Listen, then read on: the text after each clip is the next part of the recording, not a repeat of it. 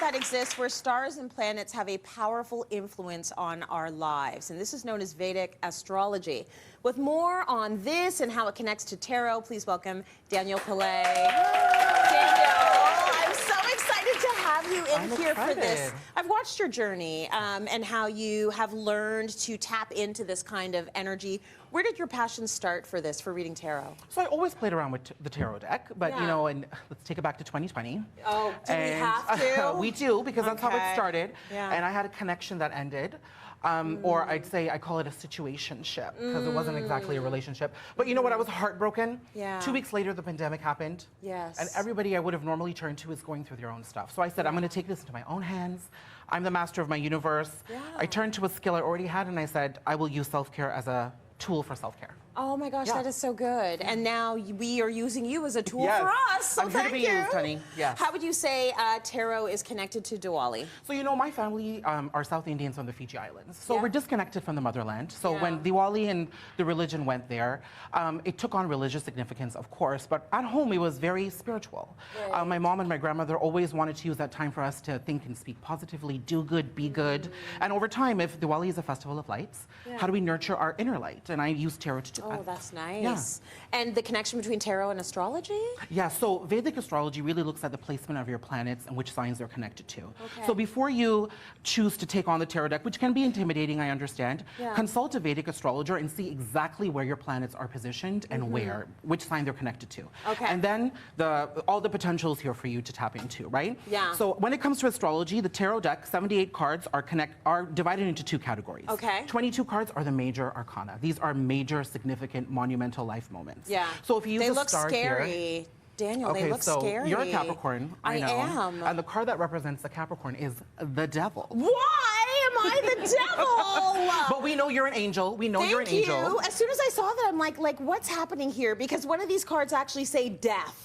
Yeah, so let's pick up death here too. What does it mean? So death is connected to Scorpio energy, but it means transformation. So what needs to go in our life now in order to create a brand new universe for us on the other side? Okay, so it's not a literal death. It's not. It's a rebirth. So a lot of people, when they're afraid of the deck and they're like, oh my God, I don't want to know if I'm going to die. Death does not signify that. It just means change.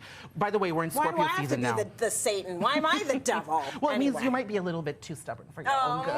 Okay. I might be. And then the other 56 cards come into the minor arcana, which is everyday life. Okay. So just like the suits of the playing deck, you've got the suit of swords, which is your thoughts and your belief systems, and that's connected to all the air signs. Okay. We've got the suit of wands. This is connected to fire signs. Okay. We've got the suit of pentacles connected to earth signs. So this is with messages you might resonate the most as an earth sign yourself. And the ace of cups? And the cups are actually connected to water signs.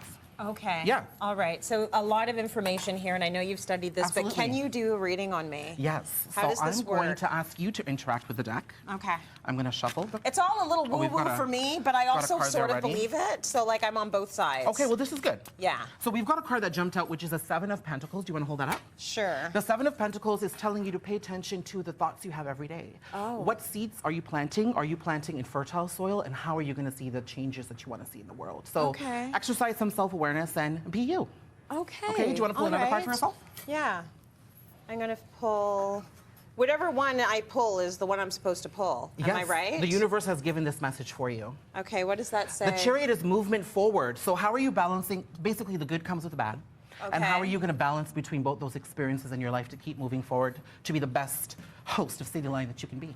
Okay. Yeah. So these are basically these are not necessarily telling you what is happening in your future. These are giving you points to think about to allow you to live a more thoughtful life. Am I right? Yes. So it's a very present energy. When I've got clients who come to me, I help tap into their potential in the given moment to see how they can move through a certain challenge and how they can understand their feelings and their circumstances.